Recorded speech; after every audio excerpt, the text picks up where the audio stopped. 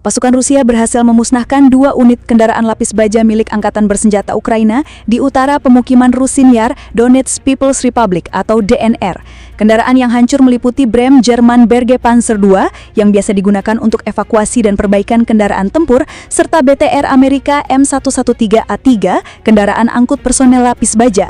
Serangan ini dilakukan oleh para ahli serat optik di unit KVNS yang dikenal memiliki kemampuan presisi tinggi dalam menargetkan sasaran di medan pertempuran.